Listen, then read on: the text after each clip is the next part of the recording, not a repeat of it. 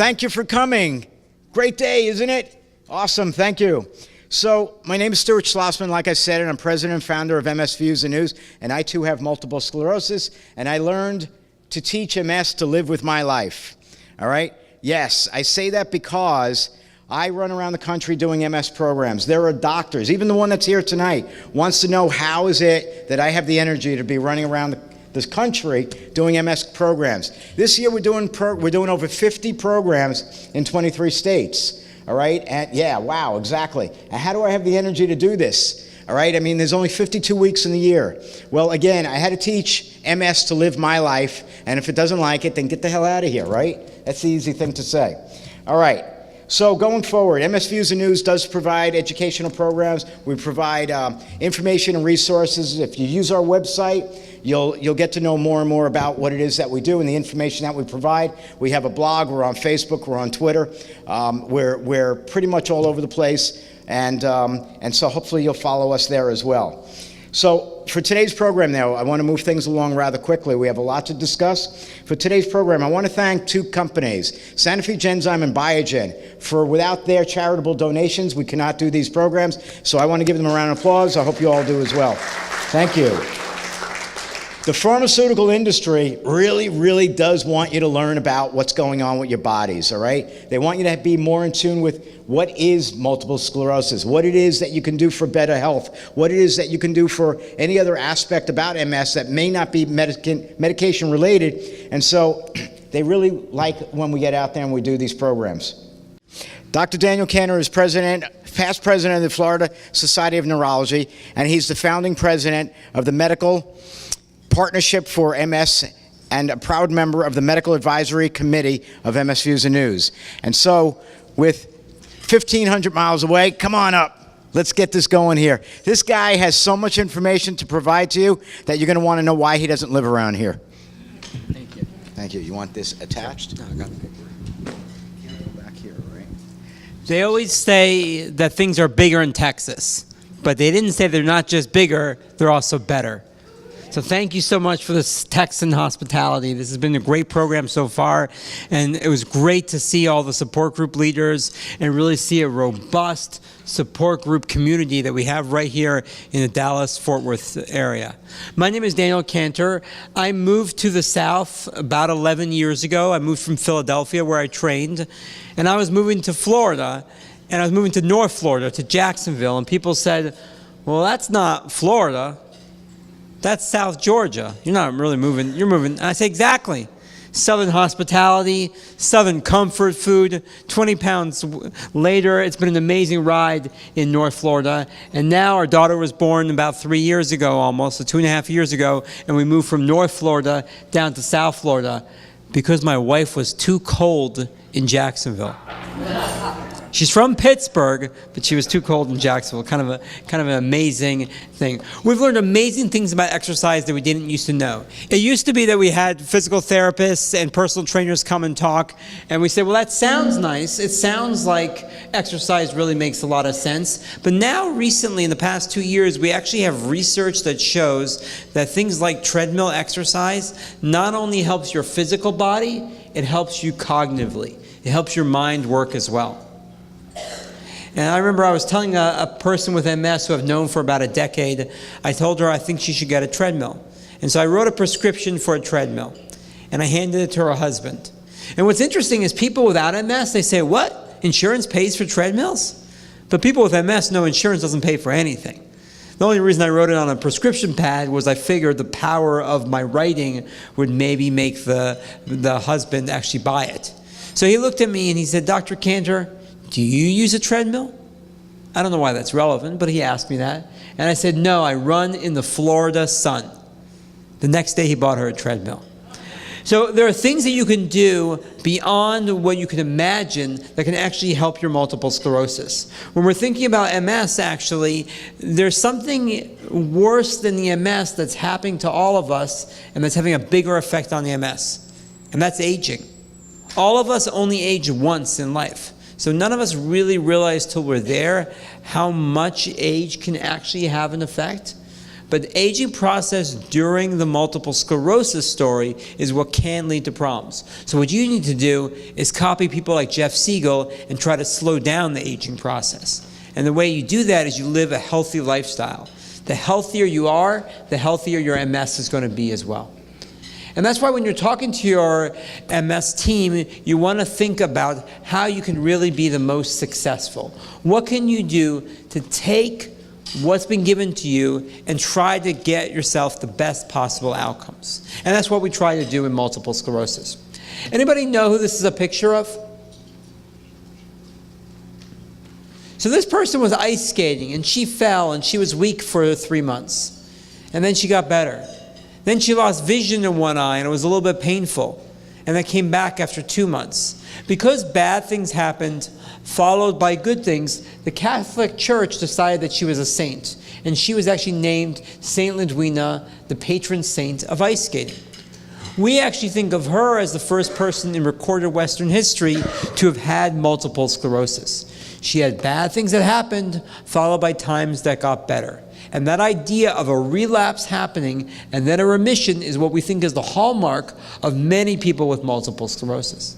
About 85% of people with MS start out that way. But then 15% of people with MS say, "What are you talking about, doctor? Things aren't getting worse and getting better. Things are just getting worse from the beginning." We call that type of multiple sclerosis primary progressive MS.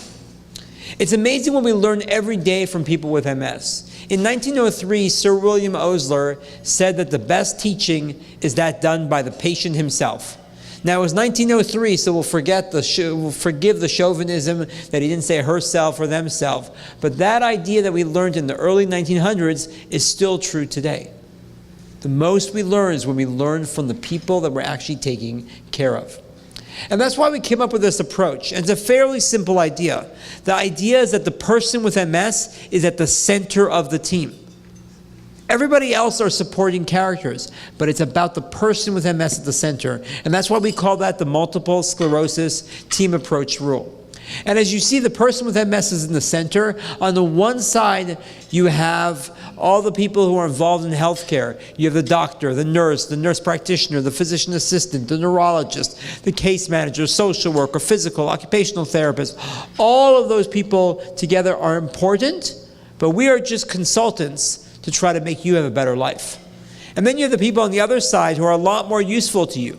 You have people like your care partner. And remember, it has to be a true partnership. There has to be both a give and a take. You have people like the friends, and you have people like the community. And yes, in the South, community often means religious community as well.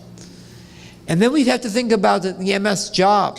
What happens with your job? If it's time for you to leave the workforce, we think about disability. If you want to retain your job, we think about how we're blessed in America to have reasonable accommodations and to have the American with Disabilities Act. And then there's the MS community. The MS community is such a rich community made up of small nonprofits, large nonprofits, made up of groups, support groups, online support groups. I've been involved with the Avatar support groups where we're online, and it's sort of like the movie Avatar. And we're there and we're having discussions that can go on for a long time. There are amazing resources that are available, and Texas happens to lead the country in terms of those resources. So congratulations to you on that. Now, when you want to try to understand what happens with everyone's MS is really going to be different. And that means everyone's needs are going to be different. You're going to see this slide several times. Because this slide is the Dr. Google slide. When you go to the world's most famous doctor, it's not Dr. Oz, it's not Dr. Gupta. The world's most famous doctor is Dr. Google. And Dr. Google never gets sued, by the way. When you search almost anything, what you're going to find is multiple sclerosis. That means everybody's story with MS is going to be so different. So why is everyone's story going to be so different? Well, everyone's story is going to be different because MS affects the central nervous system. And the central nervous system is made up of the brain, the optic nerves, and the spinal cord. Almost everything we do in life comes in some way through the brain, the optic nerves, and the spinal cord. So when you're thinking about your MS, you have to think how your MS is unique. And that means you have to build a unique team. You may need people on your team who are going to be physical therapists. You may need personal trainers. You may need speech therapists. You may not need those people. You may need a cognitive therapist. Everyone's going to have different sorts of needs, and that's why when you're building your team, you have to remember that this is your team. You have to tailor this team to really be about you and what's important to you. You want to also make sure that there's open lines of communication among your team members. You don't want to have your offensive lineman not talking to your defensive. You want to have open lines of communication going on. And if they're not, then there's a problem in your team, and you as the general manager have to go there and make sure that team is working correctly.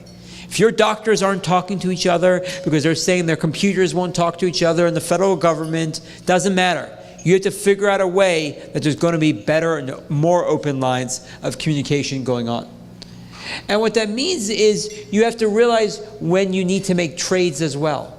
Sometimes one of those team members might not be the right team member for you, and that's when you might have to make a trade. Are you getting along with that physical therapist? Are you getting along with that neurologist? You can't trade yourself, but you can trade almost everybody else on that team. So when we're thinking about this team, and we're thinking about the communication that's going on in the multiple sclerosis team approach rule, there's one part that should never be part of that team, and that is the word jargon. The word jargon is a fancy word, and it's a fancy word that means fancy words. There's no space for jargon when you go into your doctor's office. Your doctor should not be using confusing language. Your doctor should not be talking to you in Greek and Latin. We haven't spoken Greek and Latin in the hundreds or even thousands of years. Your doctor should be talking to you in language that you can understand about issues that are going on with you. That also means that you shouldn't use fancy language either. And too often, I actually find that people with MS think they're doing me a favor by using fancy words. They think somehow that's proving something to me. But what they're actually doing is confusing the matters. Let me give you a quick example. Has anybody ever here told their doctor they have neuropathy? So neuropathy means nerve, and pathy means pathological or bad. So when a person with MS says they have neuropathy, what they're trying to tell me as a neurologist is they're having pain. Maybe they're having tingling, but usually they're trying to tell me they're having pain. But as a neurologist, when I hear the word neuropathy, I don't hear pain. When I hear neuropathy, I hear peripheral neuropathy. And when I hear peripheral neuropathy, I think not about the central nervous system and not about MS. What I'm thinking about is diabetes, diabetes, diabetes. Meanwhile, you don't have diabetes. So why have I spent 15 minutes thinking about diabetes when I should be thinking about what's important to you? If you hadn't used that jargon, that fancy words, we wouldn't be in that confused manner. You're not doing anyone a favor when you're using anything except for plain English. So when you're thinking about multiple sclerosis, it's important to talk to your doctor about how they see multiple sclerosis. MS, we don't understand fully, and it's arrogant for anybody to think that we do. Every 20 years, half of what we think we know in medicine is found out not just to be wrong, but to be 180 degrees wrong. The problem is that right now in 2017, we don't know what that's going to be in 2037. So we do the best that we can. And the best that we can is that we think of MS as being a lifetime diagnosis affecting the central nervous system. Now, why do I say lifetime? I do not like words like chronic and lifelong. Lifelong makes life sound long and arduous. Chronic is a depressing term to me. MS is lifetime. It means it can work with your life, and it also means that much like the cable station by a similar name, even when you're not paying attention to your MS, it's still going on in the background. That cable station is still going on. And even when you're not watching cable, you still have to pay your cable bills. Even when your MS is not bothering you, you still have to take proactive steps, and we can talk about them, but proactive steps to try to prevent future problems from happening. I said it affects the central nervous system. It's actually going to affect the spinal cord, it's going to affect the optic nerves as well as the brainstem, and then just the other areas of the brain as well. We think of MS as involving demyelination as well as axonal loss. Demyelination is just a fancy word that means myelin, that's that fatty covering of the nerves, is going to get damaged. When somebody says dysmyelination, that means that that fatty covering never grew the right way. And if you've ever seen the movie Lorenzo's Oil or think about leukodystrophies, childhood illnesses, that's what we're talking about. But in MS, when you're born and as you grow, as you form this myelin, it's forming normally. But later on in life, what's going to happen for some reason is your body's going to attack the covering and attack the nerves themselves. And we call that wire axons. And so that's what's going to happen, we think, in multiple sclerosis. When Michael J. Fox, America's sweetheart, was describing Parkinson's disease, and Parkinson's is different to MS. We do not think of Parkinson's as autoimmune. But when he was describing it, he said that in Parkinson's, your genetics loads the gun and environment pulls the trigger. And we're in Texas, we understand about those terms. The same thing is true in multiple sclerosis. There's something about your genetic background, not one gene that means that you're going to have MS and your child is going to have MS and your grandchild.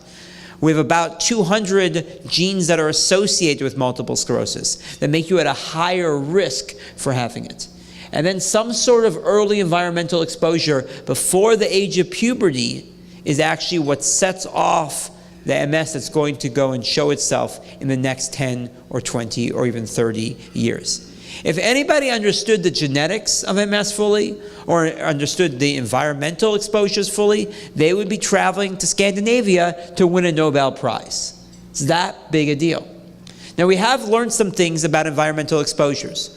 What's the number one environmental exposure that you can change, you can modify it, and you can affect your risk of MS? Anybody know? So sunlight was interesting, and sometimes people volunteer and say vitamin D. How many people here are on vitamin D?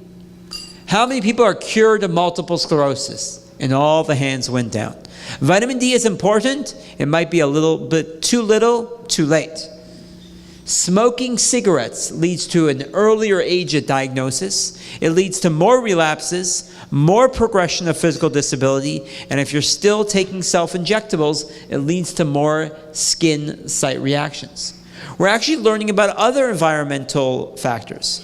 Out of Southern California, we've learned that the closer you live to the highway, which is a marker of environmental pollution, the more likely you are to have multiple sclerosis. So every year that goes by, we're going to learn more to try to understand it. It's always a focus of what goes on in our scientific meetings. And in fact, at our scientific meetings, there are 3 major ones a year that go on. And the biggest one of the year and the biggest one ever is going to be taking place next week in Paris, France. And it's called ECTRIMS, or the European Committee on Treatment and Research in Multiple Sclerosis. And some of you may have seen the videos that I do with MS World, but with MS World, we travel around to these different conferences, and what we do is we interview people who are doing the research themselves, and other people who are watching it, other doctors and scientists who are watching it, and we're able to show you back home in plain English what is going on scientifically. And if you watch those over the years, I've been doing this now since 2010, you start to see some themes, but you also see some things we talked about back in 2010 that since that time have changed.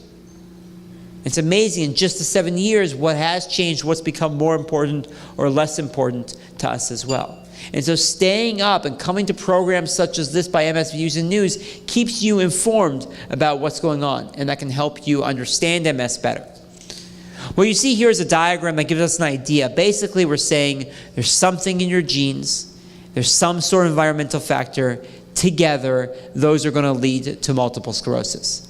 I thought it might be nice if you actually saw what MS looks like a little bit under the microscope. So first, what we have to see is what do normal appearing nerves and myelin look like. And so what you see here is you see the nerve in the middle, and that wrapping around it, wrapping several times, is going to be that myelin, that fatty matter. And then what happens in MS is there's going to be damage to that fatty matter going on. And in MS, what we think happens is that your body's immune system, defense forces get confused. These white blood cells called lymphocytes, they get confused and they get activated, And then what's going to happen is they're going to cross into the blood-brain barrier, so into your brain, spinal cord, and optic nerve.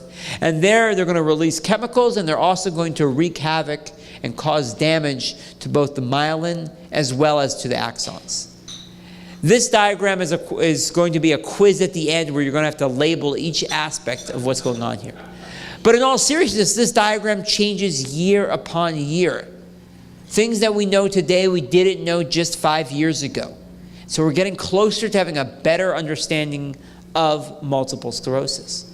And when we look at that understanding, what we think basically is that the body gets confused. And the body can get confused and cause other problems. When the body gets confused and attacks your joints, we call that rheumatoid arthritis.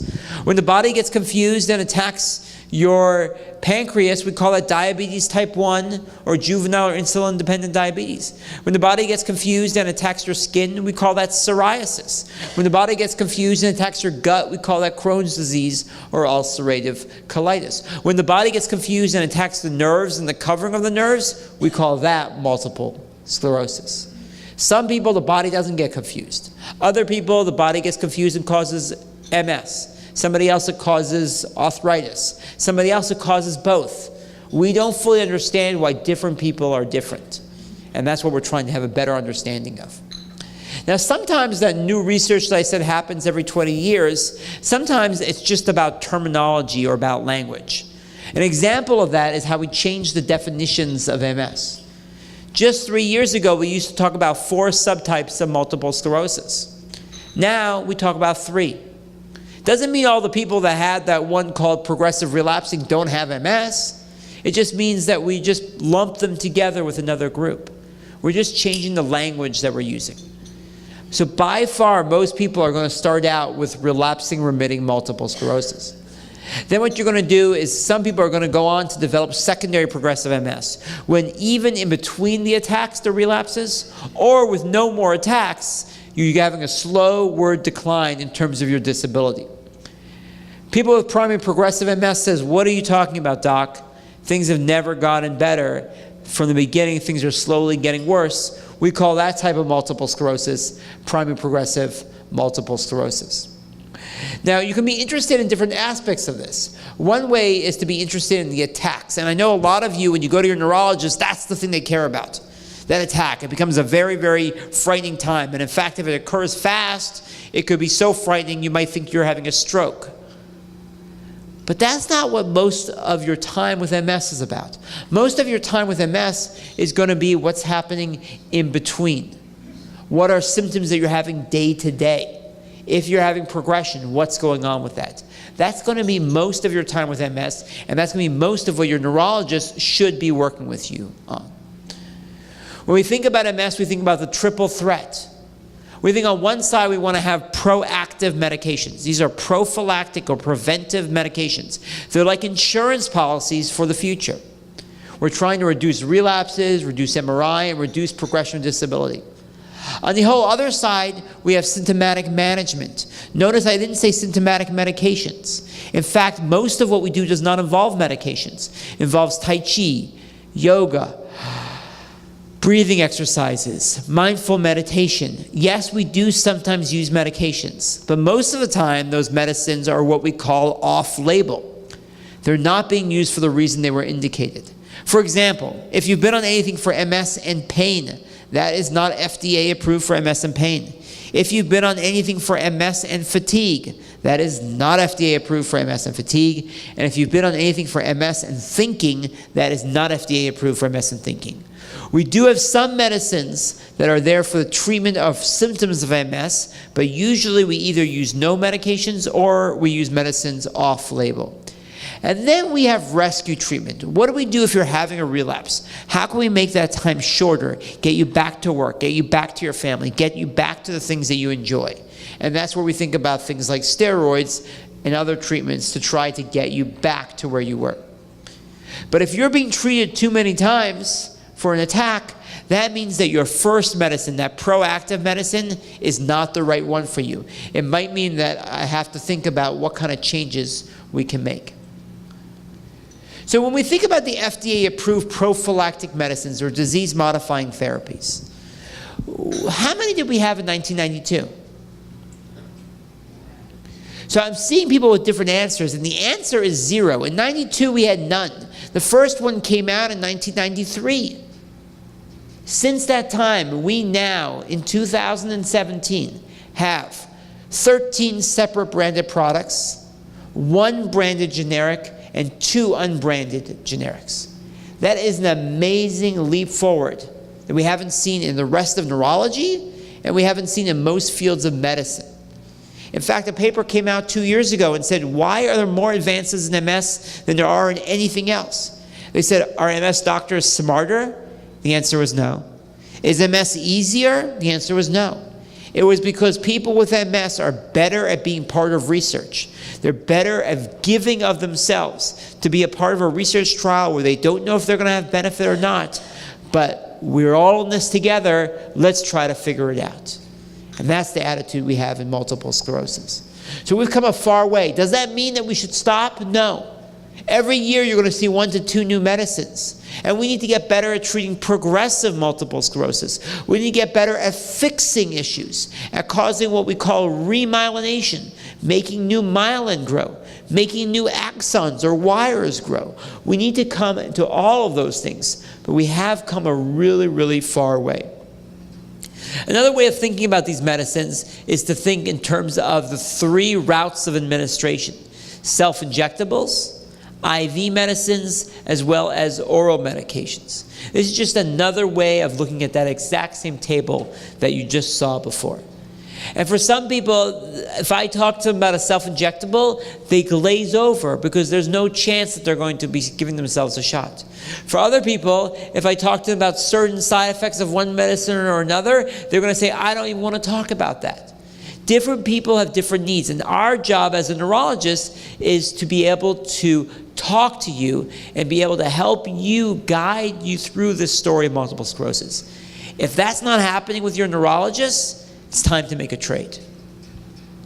This is another way of looking at the medications. And what you'll see here is that almost every medicine that goes for development in MS actually makes it. Once you get to the phase 3, the large trials, almost all make it. In fact, one of them was looking like it wasn't going to happen because in 2010 it was supposed to come out, called cladribine, and then it didn't. But now it looks like March of next year we probably will see it on the US market. We already have it in Europe. So when you're thinking about these medications, you have to think about them as proactive. What can you do to prevent future problems? You're not just being reactive, you're actually taking a stance forward. And I think if I was going to summarize Jeff's attitude to life, it's about being proactive. And that's exactly the same thing we're talking about here. We're talking about being proactive in another way. We're talking about ways that can actually complement each other. You can be proactive about your life in terms of your diet and your exercise, while at the same time taking the best that modern medicine has to offer and being proactive in terms of your disease-modifying therapy as well. Now, when you're thinking about all this, some people sometimes talk about stem cells, and I thought it'd be a good idea just to caution some people about stem cells. Stem cells will be a treatment option in the future. Stem cells are not right now a treatment option. Stem cells should be used in clinical trials. Stem cells should not be used in a back room in Guatemala. It's just not the right place. Most Americans would not drink water in Mexico. If you won't drink water in a country, you shouldn't be getting treated there with unknown products with unknown safety. There are even places in the United States that purport and say they use stem cells, but we frankly don't know what they're using. We don't even know how much to give. We don't know if it should be an injection. We don't know if it should be a self-injection or IV. We don't know yet fully how to make what we really want, which is stem cells of nerves. When most people think about stem cells, they think we're giving you new nerves. Most research and most current treatment is actually what we call hematopoietic stem cells, meaning what we're actually giving you is we're actually giving you something that's going to become a different type of white blood cell. Much more similar to our disease-modifying therapies than this great advance of actually giving you new nerves. That will be a great advance, but that is not where we are yet in terms of that. So what we have to think about is we have to think about your safety, and we have to think about risks and benefits as well. So when we're thinking about how different things work, what we need to think about is we need to think about how each treatment that we're going to do, is it going to help your immune system in its fight, not against your body, but in its fight against multiple sclerosis. And the way we think that stem cells work is that one thing we're doing is we're pushing down all your immune cells by giving you chemotherapy beforehand. And then what we're doing is we're having this new white blood cells come out that are going to be less MS-y and less likely to attack you. Now, when we're thinking about the different disease-modifying therapies, there's different ways that those work as well. Some of them change the way your body attacks itself. Instead of being pro-inflammatory, being anti-inflammatory. Some of them push down your immune cells completely, and we call that immunosuppression, and we think about side effects that can happen from that as well. Other ones trap those white blood cells in certain areas. So if you keep them away from the central nervous system, how can they wreak havoc inside your central nervous system if they can't get there? And so when we're thinking about strategies, we have to think in general about how these different medicines work and what medicines have worked for you and what medicines haven't worked for you in the future, in the past. So what do we know in terms of efficacy? Well, many of our medicines have been compared to nothing, to placebo. Few of them have been compared to other medicines. So 2 of them have been compared to a self-injectable intramuscular drug called interferon beta-1a, or Avonex. So both Gilenya or fingolimod, an oral pill, as well as daclizumab, also called Zimbrita, an injection, have been compared and found to be superior to Avonex. And then more recently, we have monoclonal antibodies, so IV medications that actually go and they've been compared to another medicine called subcutaneous Rebif, or interferon beta-1a that goes into the fat under the skin. But most of our medicines are compared to nothing, are compared to placebo, to have an idea of whether they work and what kind of side effects they might have. I said there's a triple threat. So we talked about how there's this idea of proactive medicines, but we also have to think about what happens during a relapse. How do we treat that relapse? What is a relapse? A relapse is new or worsening neurological symptoms that are looking like they're coming from the central nervous system. What's important is going to be that those relapses are separated in time by at least 30 days. So you can't tell me, oh, I've had 5 relapses in the last month. By definition, that's not true. It's not multiple relapses. Because just by definition, a relapse has to be 1 per month, not more than that. We have to make sure that something else isn't going on. And some of you may realize, well, I remember some other term. We didn't used to call them relapses. We actually changed this term about 5 years ago. Anybody know the reason? The reason we changed the term is we used to call it exacerbations. And neurologists got exasperated by people with MS calling them exasperations. So we changed the word and we call them relapses now. And whether you call them relapses, exacerbations, flares, attacks, or exasperations, we're talking about the same basic idea.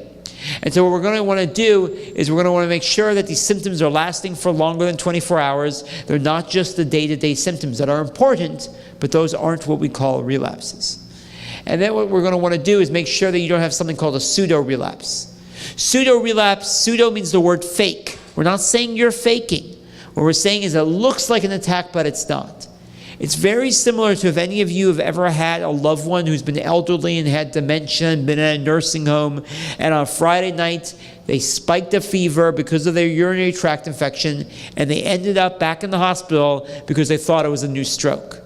That same thing happens with MS. That idea that our nerves need an optimal temperature, they need a perfect temperature to work. Normally, if you don't have MS, you can get pretty hot and you're okay. When you have MS, that threshold is lower. And if you go too hot, what's going to happen is you're going to bring out older symptoms. And that's what we call a pseudo-relapse. And we want to make sure that that's what we're talking about. When you go to Dr. Google and you search almost any symptom could be a relapse. Some things are more typical than others. For example, loss of vision either with pain or without, usually in one eye, we call that optic neuritis, is a very classical type of relapse that we describe. Somebody with a foot drop or somebody who has problems walking is going to be very typical. But things like depression, things like having problems with thinking, those kinds of things could also potentially be a relapse. And it's important if you see that in yourself or you see that in someone else, go and make sure that somebody talks to their neurologist and talks to their doctor. In fact, if you ever find that you stop enjoying the things that you used to enjoy in life, not that you have to adapt them, but that you stop wanting to do things that you used to enjoy, that could be a sign of depression.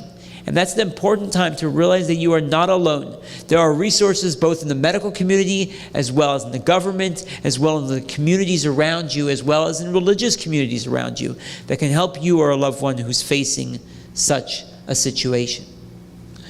And so when we're thinking about relapses, they really can be anything, and it's really important for you to sit down with your neurologist and have an idea of what they consider a relapse. When do they want to be informed? How do you want to treat it? Have a treatment plan available so that you can go ahead. In terms of treatment, there are two types that are FDA approved, both corticosteroids. Many times people use something called Solumedrol or methylprednisolone.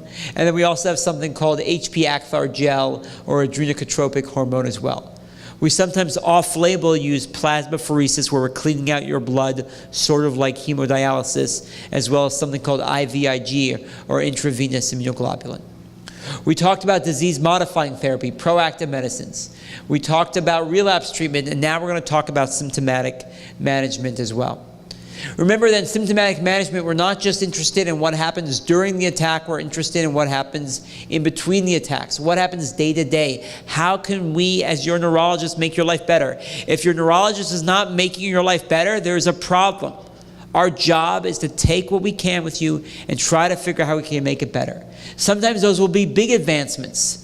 A doctor may have saved your life when you were in a car accident. That's a big jump forward where they've saved something. But other times, it can be taking that kind of annoying spasticity or muscle tightness that you're having, your hands turning in, and that doctor is able to release that out and be able to help you. The doctor may give you advice about doing something that may give you that incremental kind of help that isn't that big one that's going to be on the news like a car accident, but is going to make your life better. If your life is not being made better by people around you, it's time to surround yourself with people who can make your life better. When we're thinking about MS symptoms, almost anything can be a symptom of MS. Most people with MS don't realize how much the spinal cord is really involved. And most symptoms with MS are actually first spinal cord symptoms. If you've ever had tingling or you've ever had weakness, it maybe is not coming from the brain, it maybe is coming from the spinal cord itself. One of the problems when your doctors are doing MRIs is if you have a symptom like the bottom of your feet feels like it's wrapped in a lot of socks and it feels very tight. If your neurologist does a picture of your brain, they're not going to see anything, any problems. You know why? That symptom is coming from your lower thoracic spine. That would be like if you broke your hand and your orthopedic surgeon did an x-ray of your foot. It just doesn't make sense. So you have to realize there are different aspects, there's different parts of the central nervous system. Another way I like to split up symptoms is actually once again into threes, but looking at symptoms that are visible, symptoms that are invisible, and symptoms that are private. Let me give you an example. If you're not walking right, that's a visible symptom of multiple sclerosis. You do not need to be a trained neurologist to look at someone and say they're not walking exactly right. If you're having pain, it may be really important to you and it'll be very painful, but most people around you aren't going to be able to see that symptom. That's an invisible symptom. And then there are private symptoms. For example, if you're having problems with your bowel or bladder, that is not something that someone across the street would be able to see, so it's not visible. But it's not invisible because your care partner is in bed with you and knows about those things. And that's a private symptom of multiple sclerosis. The reason I think it's good to categorize these symptoms is because when you go to your neurologist, you have to realize some things we're going to notice because we're going to see you're not walking exactly right. But other things like pain, we can't see. Unless you bring them up and talk about them, then we're not going to know that that's going on. You want to have open lines of communication. You want to write down 3 things that you want to talk to your neurologist about at today's office visit. You want to write down what you talked about so that you can go back and refer to it. And you want to bring up the topics that you want to talk to your neurologist about. You want to bring them up at the beginning of the office visit. There's this great barrier inside the office. We call it a computer screen. It is the worst invention for medicine. It has destroyed systematically the doctor-patient relationship. But we have to get around it. So one way of getting around it is for you to take control of your office visit again. Have you noticed in the last 20, 15, 10, 5 years, you have less and less amount of time with your doctor? Now your doctor has all these government regulations, they have check marks, they have insurance things they have to do, they have other questions, they have other things pulling them for time. What you want to make sure is take the office visit back, reclaim your office visit. This is your office visit. Make it about you. Don't let the doctor ask all their questions and then you ask questions. That's not how it works. You bring up your questions first.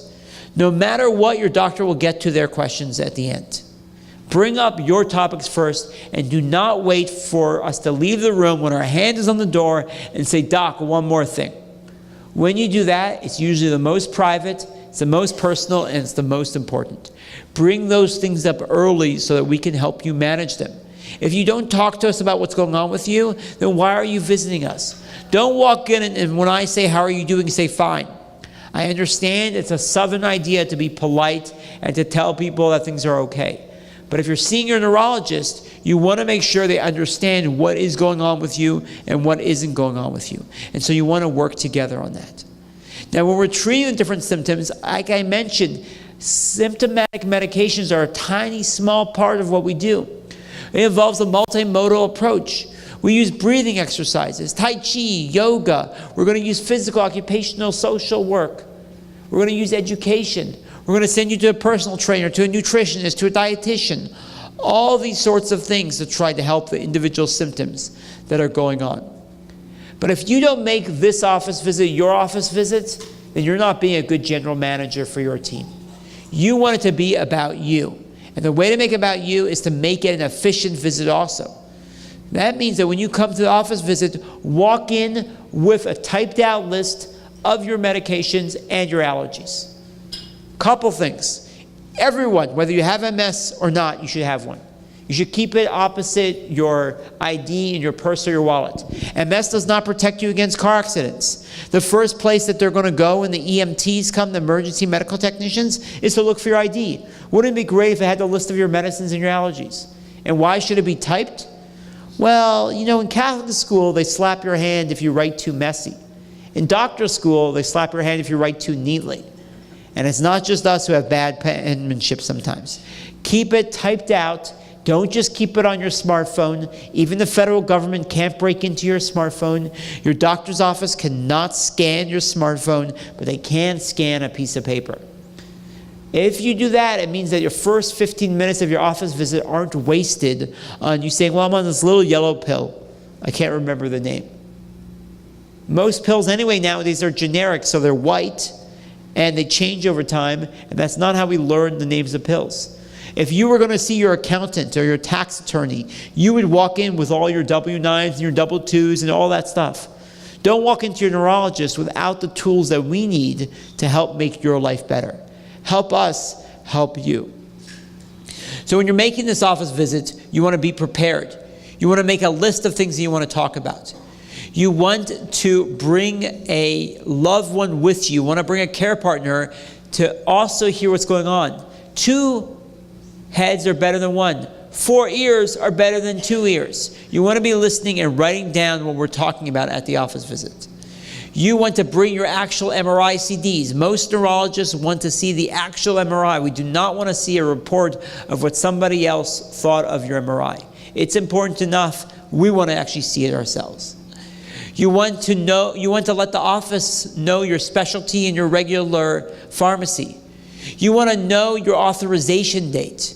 You want to really understand how your pharmacy, how that all works and how they communicate with each other. You want to call the office and make an appointment a month or 2 before your next prior authorization is needed. The way it works now is prior authorization is a reality for everyone.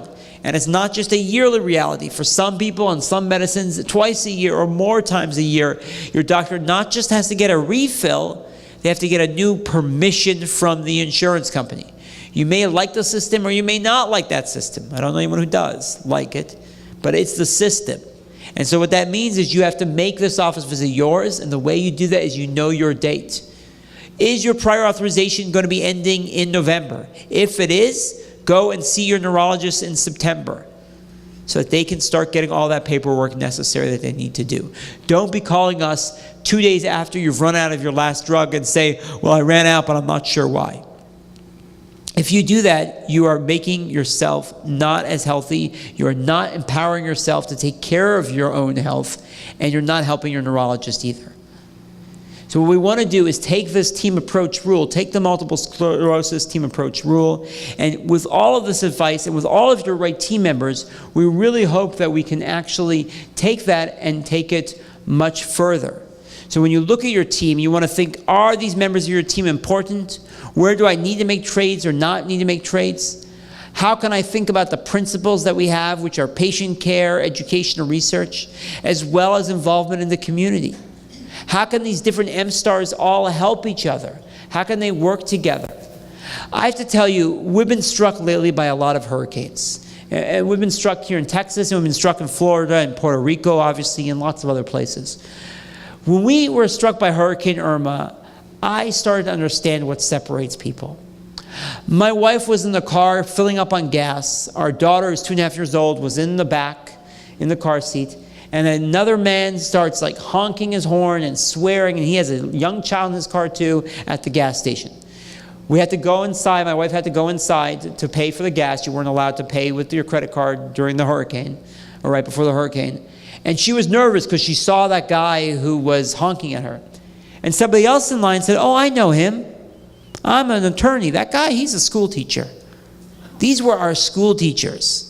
These are the regular folk that you sit next to in the pews in church. When Armageddon's going to happen, it's going to be so much worse than the movies. But there's a glimmer of hope. I saw that happen, and then I saw hashtag lend a hand. I saw people throughout our great state of Florida go and help each other. We had a patient who had multiple sclerosis in Tallahassee, in our state capital, and they needed some help. So somebody else sent a friend of theirs who lives in the area to go and give them a hand. We had another person who's at a support group in Deltona, Florida. He's in a power wheelchair, and he's been like that for many, many years. People came to his house and helped put things in his attic, helped store things away so he could be prepared for that hurricane. When you give of yourself, you are more mindful because you are not focusing on every single aspect of what's going on with you. Just like that exercise we saw with Jeff gave with the balloon. When you're actually not thinking about it, you can do a lot more. When you're actually going and catching the ball, suddenly you're moving your core in ways that you didn't believe.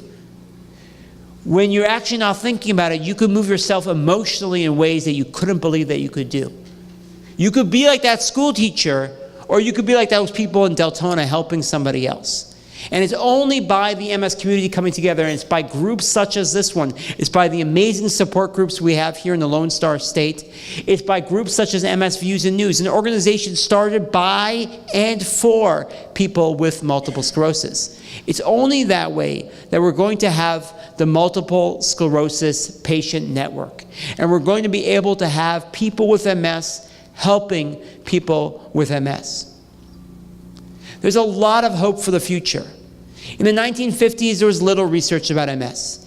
Now, when you open up the journal that we use as neurologists, 75% or 3/4 of the articles are about multiple sclerosis. And you know, we're very creative neurologists. You know what we call our journal? Neurology. And guess what? It's green. You know what we call it? The Green Journal. We may not be that creative in terms of those terms, but we've done an amazing job of working with y'all, working with people with multiple sclerosis, to create a world where we have an asymptotic increase in research.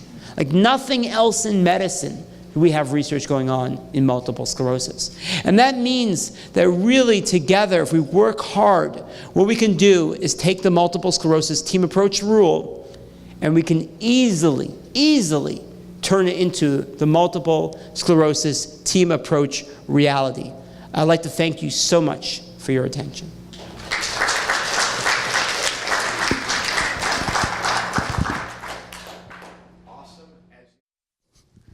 How many of y'all think that was awesome? That was good. Now, how many of you have questions for me to start running around the room? Should I start right around here? Anybody? I'll be there in a moment. You got one? What about the white blood cells? I didn't understand what He's he a doctor, not me. Yeah. Go ahead, ask him. Absolutely. So the question was, what about the white blood cells? You didn't understand what I was saying. So what I'm saying is, in the body, we have a military that fights off defense, right? It's our defense force. We call that military the immune system. It's just a word we use. It's the immune system. The immune system is made up of many things, such as the skin. The skin fights off a lot. If we didn't have skin, everything all around us would be all the bacteria and viruses. So the skin takes away a lot. But then we have other things like these white blood cells. And these white blood cells, some of them are going to be killer white blood cells, and some of them are going to be ones that swallow like Pac-Man. We have things called macrophages that actually go and chomp and chew other things. We have different types of white blood cells. And these white blood cells are going to fight off bacteria, viruses, fungi, even cancer. But sometimes those white blood cells, that military, gets confused. It forgets what it's supposed to do, and it attacks you. And that happens not just in multiple sclerosis. It happens in lupus. Happens in people who have Crohn's disease. Happens in people who have gluten problems. A lot of different conditions. For some reason, in MS, it affects your nerves and the covering of your nerves. We're trying to have a better understanding of why some people, their white blood cells work perfectly. And other people, they have multiple problems, and other people have one or two problems going on. And we're getting closer to understanding that. Does that answer the question? If they're high all the time, does that mean? So the question was, what happens if your white blood cells are actually high? Because remember, what I'm saying in MS is not that your white blood cells are higher or lower, it's that they're programmed wrong. If your white blood cells are high, there can be several reasons. It is definitely a reason to be seeing your doctor. If you know that your white blood cells are high, chances are you had a lab test, which means you've seen a doctor, so they should be interpreting that test. But high white blood cells could mean other things. Could mean things like infection. When an infection happens, it increases your white blood cells. If you have high white blood cells but no infection, that could be a cancer of the white blood cells. And we call those things lymphoma or leukemia. So the idea is that a doctor can really work with you on your blood test to try to figure out why are you having different results.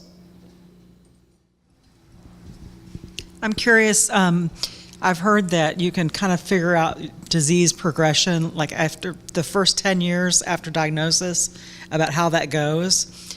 You can kind of maybe judge a little bit about how the future is going to go.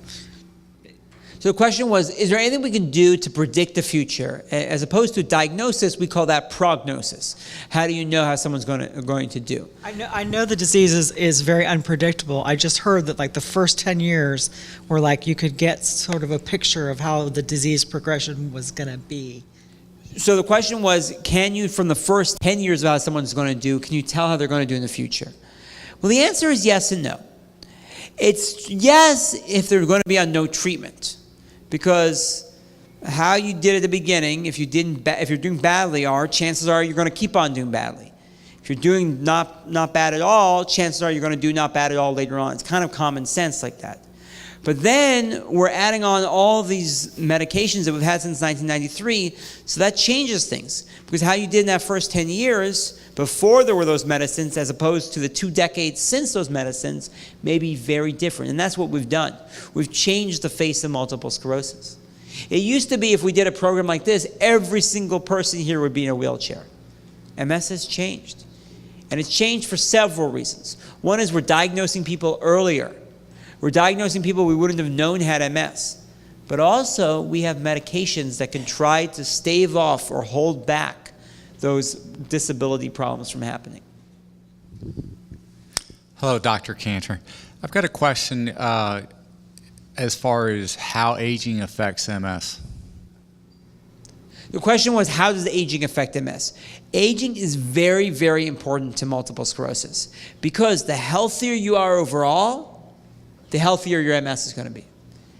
And aging, there's 2 types of aging. All of us get older over time, but some of us, aging really takes its toll, and aging makes you a lot less healthy, and so it's going to make your MS a lot worse. And other people have done different things with their lifestyle, either because they've been really good about exercise and diet, or some people are blessed genetically that as they age, you see that 90-year-old and he looks like he's a 50-year-old. Some people are just programmed that way. It's not something they did.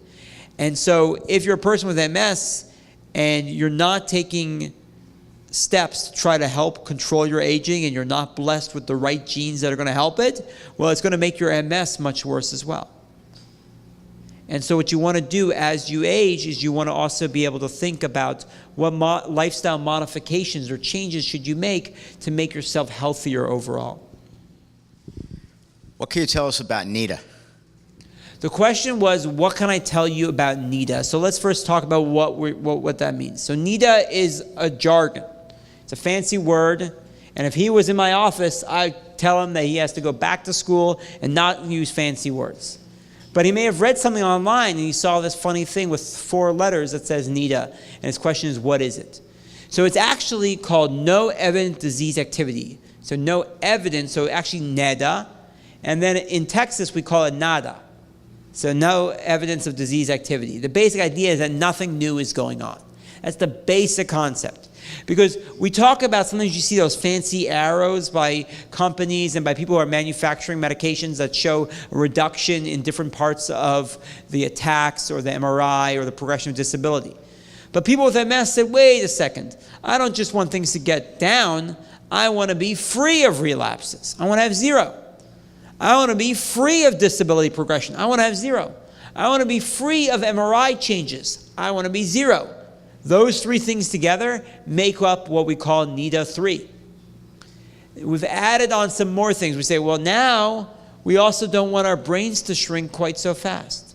For everybody, our brain shrinks, and we call that brain atrophy. Just like our body shrinks over time, our brain shrinks. When you have normal aging, it goes like this. When you have Alzheimer's dementia, it goes like that. When you have MS, it's somewhere in between. Our goal of our treatments should be to take it from going like this to closer to normal aging. And so adding that in creates something called NIDA 4 as well.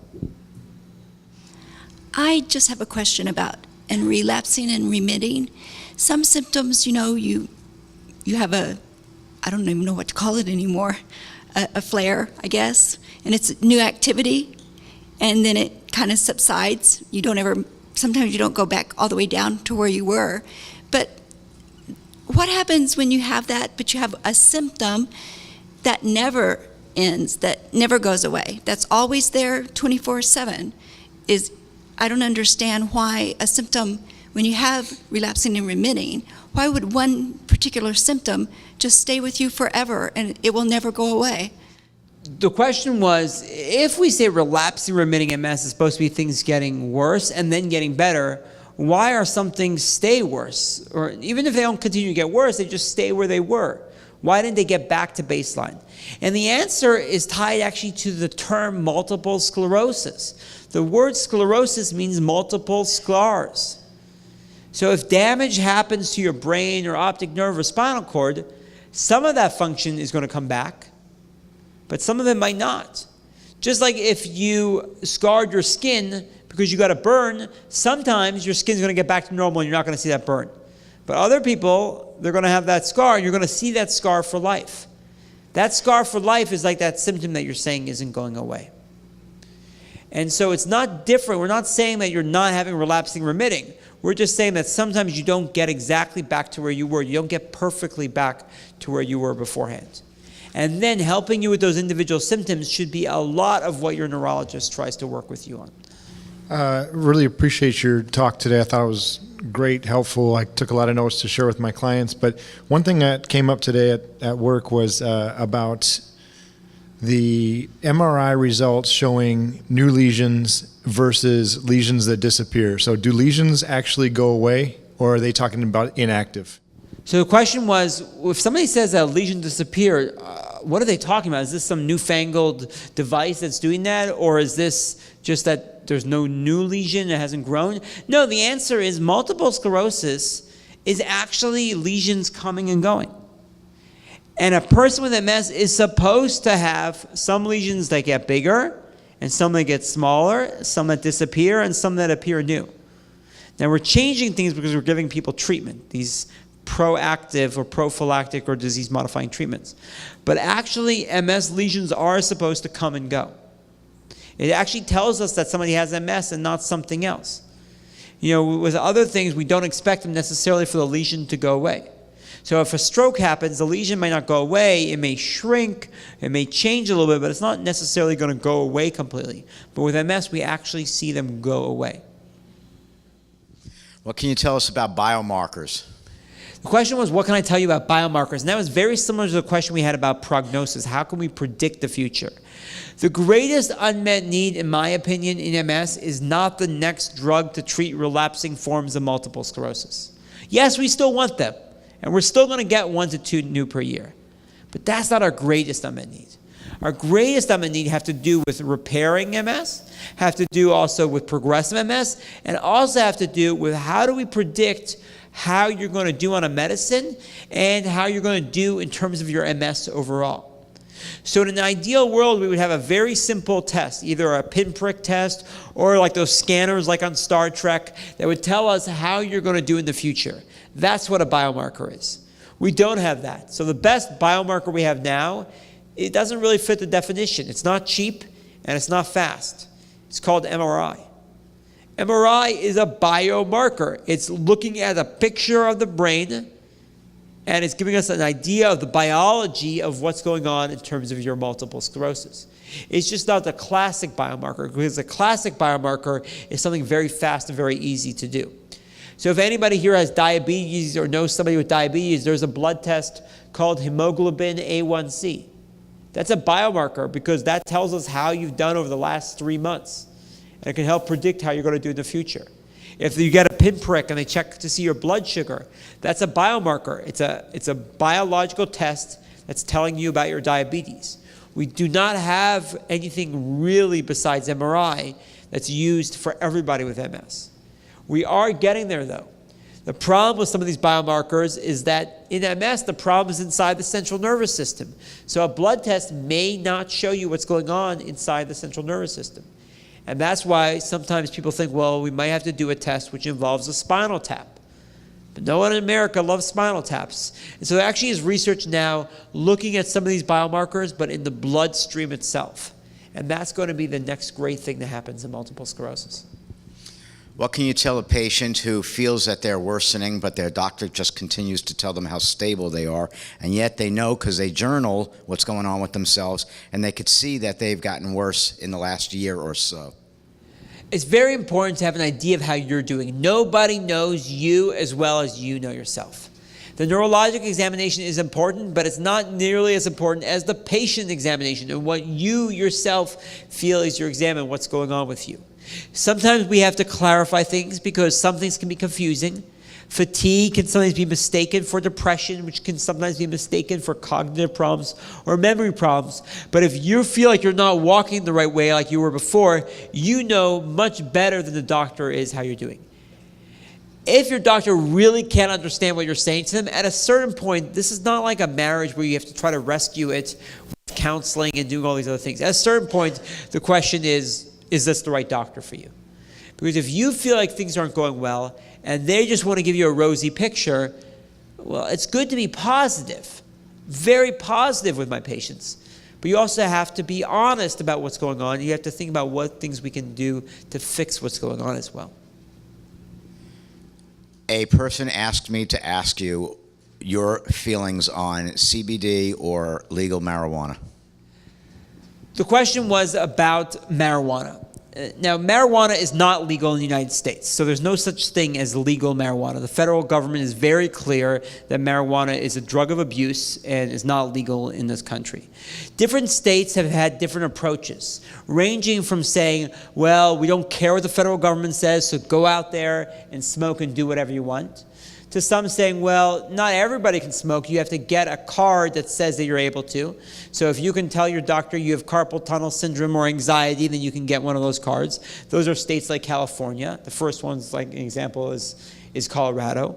And then other states have taken more restrictive in terms of special populations, that there may be people who have special diagnoses that need to have it. Some states have done that. And then other states have said, no, we respect the federal government and we don't think it should be there. I think saying medical marijuana is sort of like saying medical alcohol. Yes, you can drink enough that eventually you pass out. Once again, something that people in Texas might know a little bit about. But you can drink enough that you know nothing about what's going on and you have a surgery, and that is medical alcohol. We wouldn't call that medical alcohol. So I don't think getting high from smoking and then calling it medical marijuana makes that much sense. There are risks associated. There's risks that have to do with psychosis. There's risks that have to do with cognition, so IQ levels drop. There are all these things that have to do with it. So this is a complex decision that's going to involve what state you live in, what jurisdiction. Sometimes there's county by county differences in terms of enforcement. For example, in Florida, there's been traditionally difference in terms of how counties enforce the laws of the state. And there may be benefits or not benefits to you as well.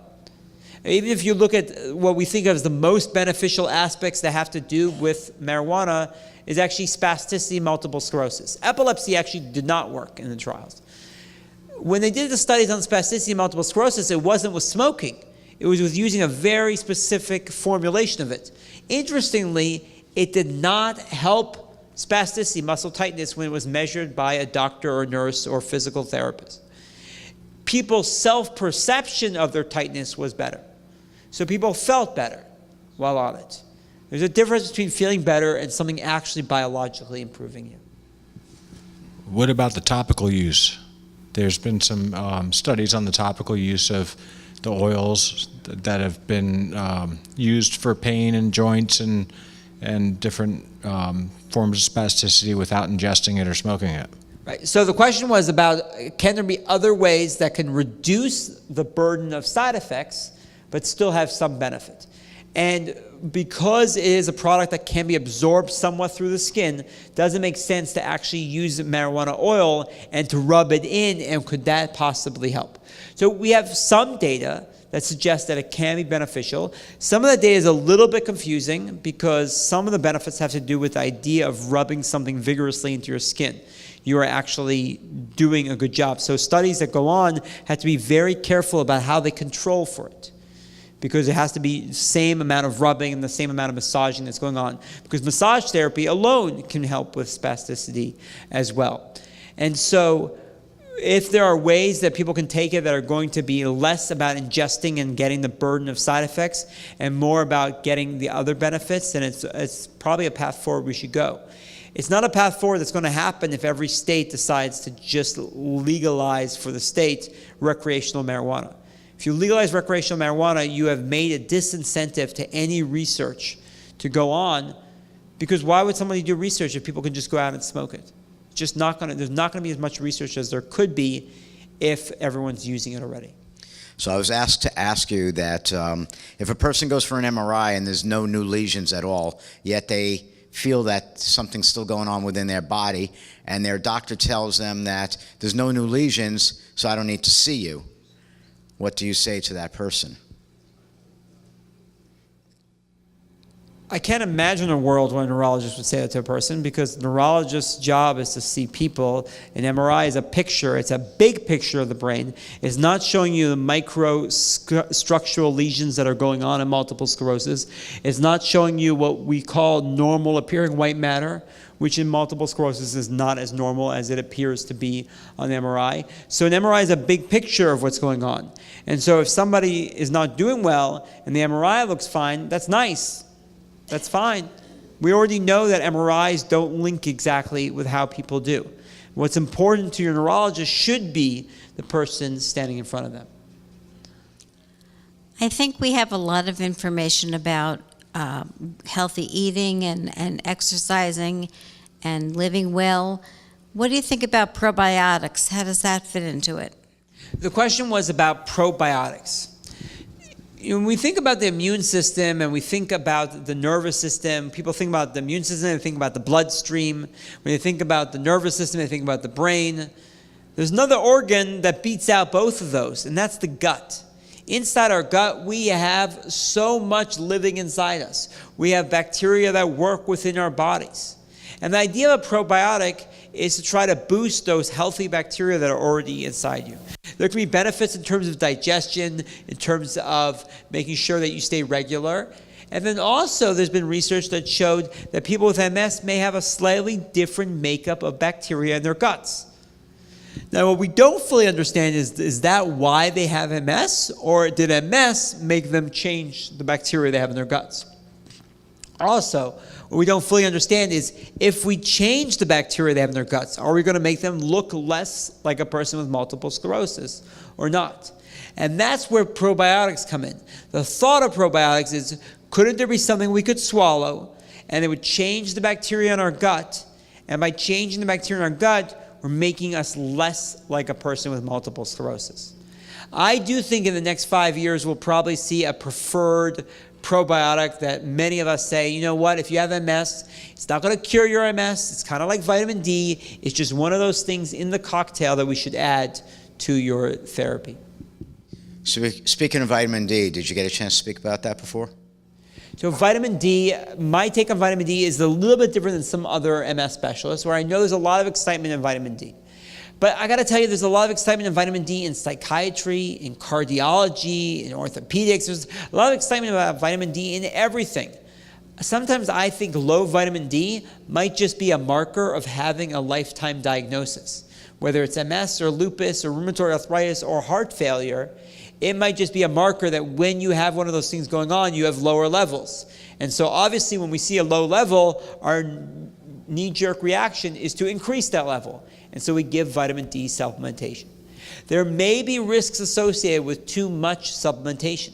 Remember that the American Endocrinology Society says that you should not take more than 4,000 international units a day without the consultation of your doctor.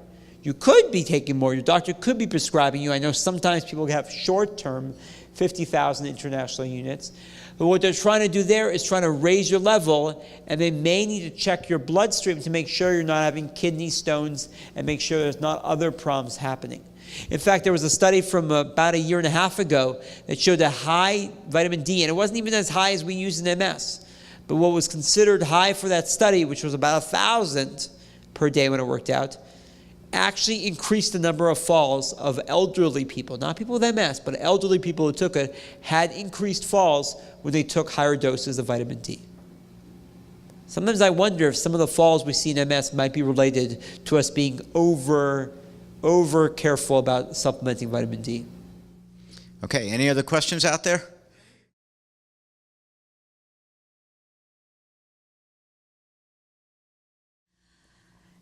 Should MS patients expect a physical exam every visit or once a year, twice a year? What do you do with your patients? Excellent question. So the question is, should a person with MS, one of the things when they go to the office, obviously they should expect to be treated respectfully.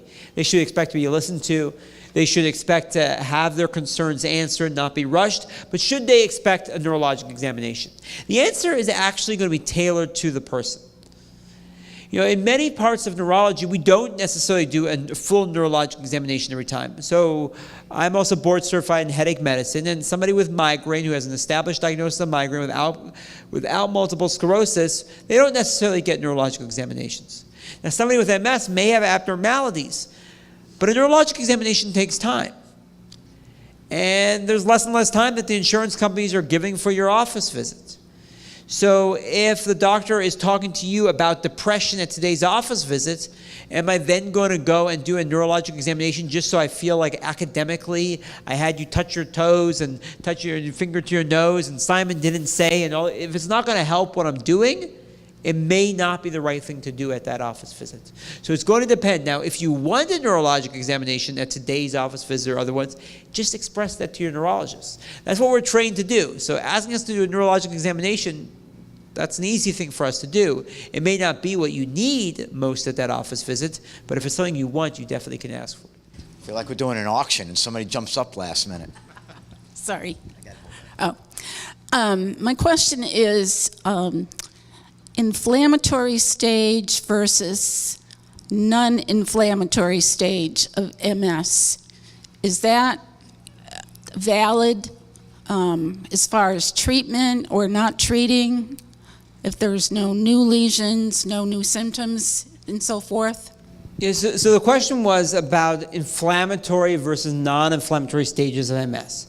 So usually when we're talking about that, we talk about it in terms of relapsing versus not having relapses anymore. And in fact, our terminology even goes further. We talk about activity versus no activity, and we talk about progression versus not having progression going on. In all stages of multiple sclerosis, there are opportunities for treatment. Those opportunities are going to be tailored to the individual, and they're going to be tailored to where you are in that spectrum of multiple sclerosis. I want to thank you guys so much for your time. I'm not running away, so I'm more than happy to take other questions that we may have. So let's thank Dr. Kantor.